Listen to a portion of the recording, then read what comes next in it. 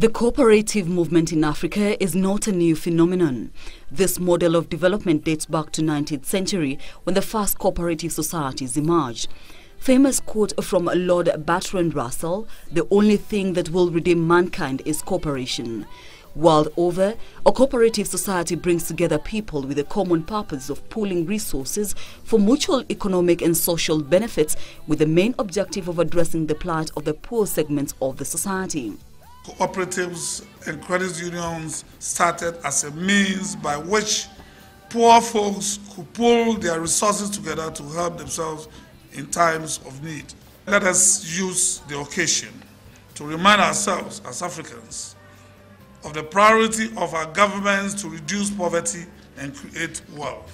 This priority calls for a comprehensive approach with relevant strategies, amongst which is the ability of our people to save and invest. However, in the recent years, the circle models in Africa is attracting the mid-class, given that it enables the citizens to realize their socio-economic capacities using mobilized resources. Notably, the financial cooperative sector has surpassed the primary objectives such as self-help and social responsibility in view of the fact that they can be found virtually in every sector of Africa's economy. The sector has the potential of transforming into huge economic outfits that play a key role in the general development of the continent. The sector continues to offer financial inclusion and employment to thousands of people. It also provides opportunities for self-employment.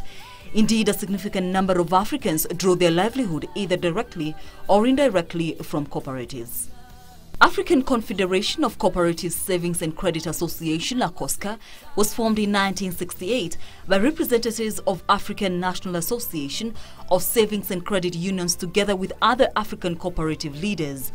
Over the years, the organization has closely worked with governments, World Council of Credit Unions and Canadian cooperative associations, among other development partners. Accosca is an apex body, just in simple terms, of the credit unions of the African countries. So the credit unions in Ghana, they'll have an apex body, and that apex body then has another apex body, which is accosca. So experiences that are coming from Ghana, from Kenya, and from all the other countries in Africa, we are sharing them, so that we improve the way we run our credit unions. Its origin stems from the need to promote cooperative movements by African governments and subsequently promote economic growth of countries in Africa through SACCOs. We are trying to increase the level of legislation or good governance within the sector. We also appreciate that the sector has a critical role to play in a number of interventions. By that spade, our focus at the moment is to advocate for presence of youth inclusion in our activities.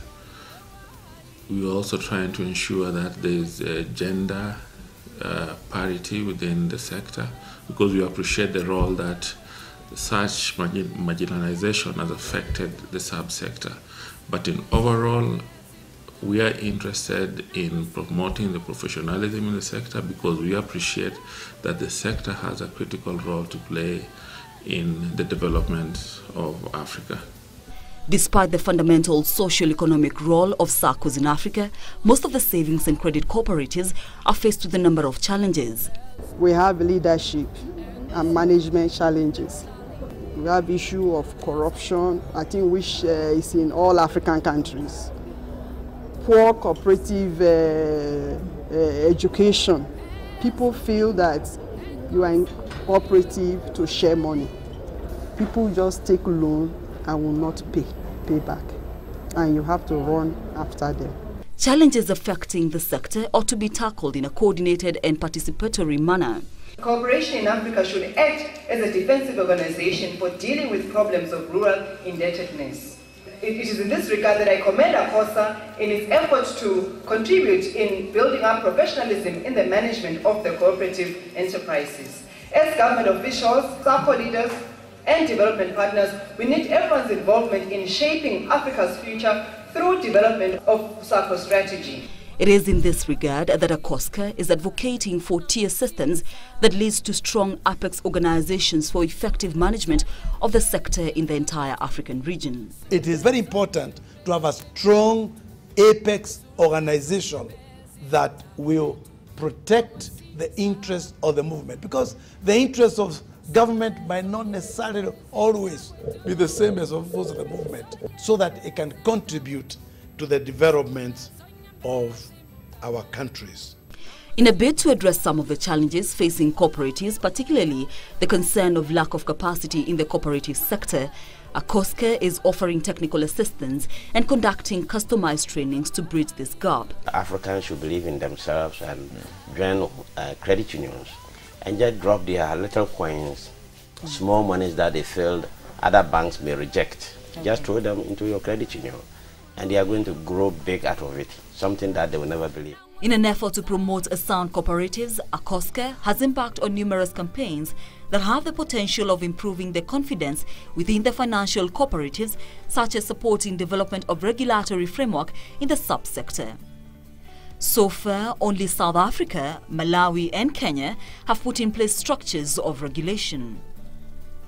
Besides this, accosca has embarked on public awareness to encourage a saving culture in Africa.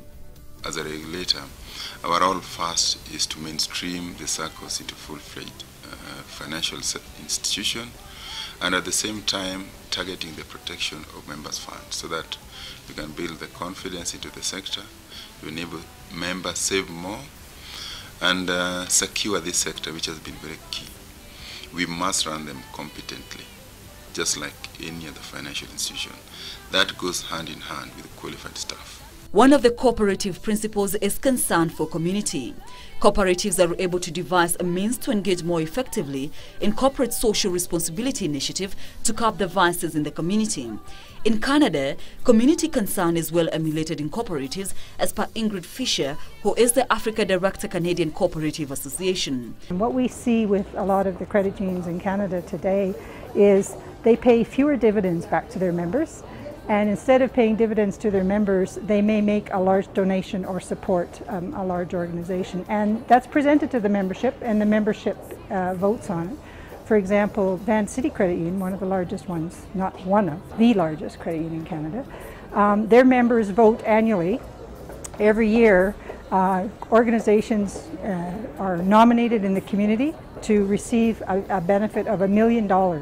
So it's a $1 million grant that's given to a community organization that is working in environment or child care or child development issues. So that's just one example of it not just being part of corporate social responsibility, but the members live it as well, and it's built into the membership and how members view their connection with their credit union.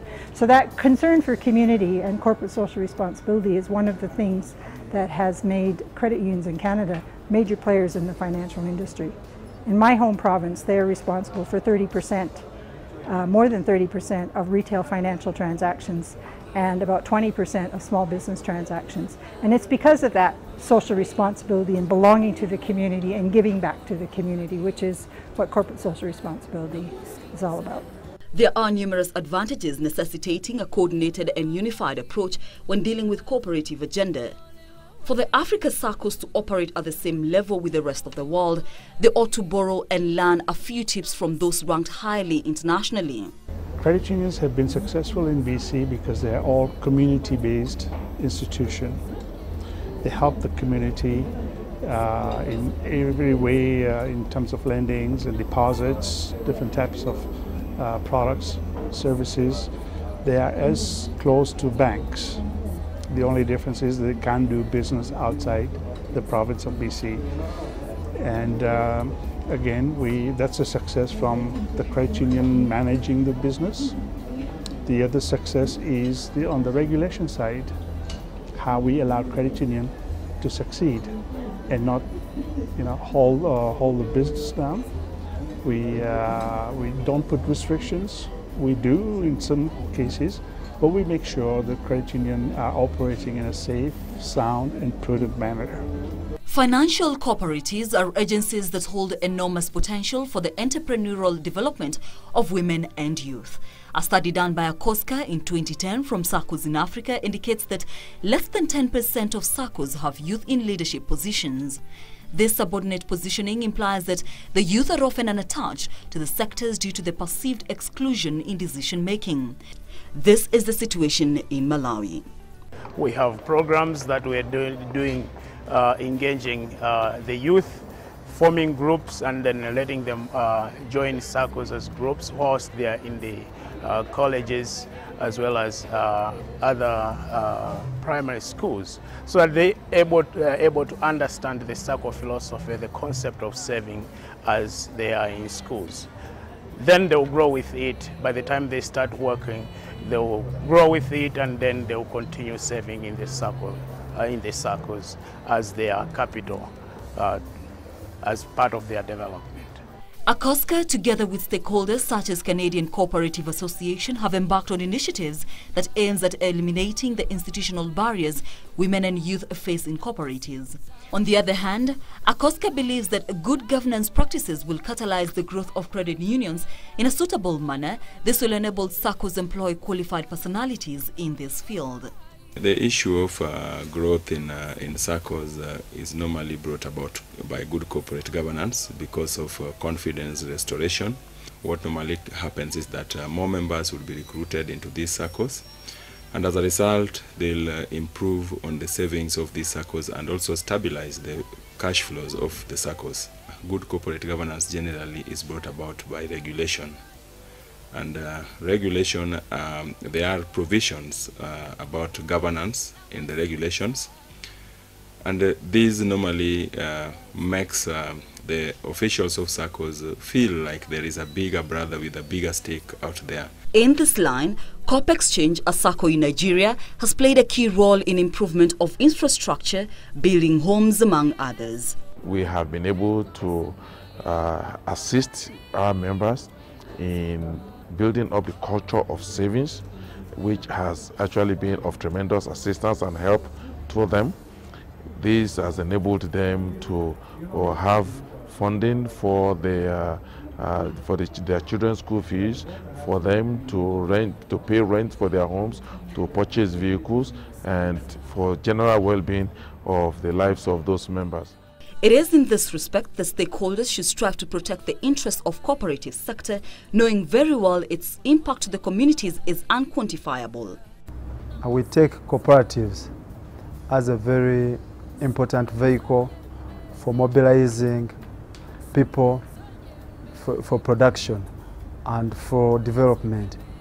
And what we could do to promote them and make sure that they grow is, first of all, to make sure that we have a regulatory framework that is adequate, that addresses issues of governance, that there is a structure in place, there is an effective board, there is effective management, and there is internal audit, so that all actions that are taken in accordance with sound business principles.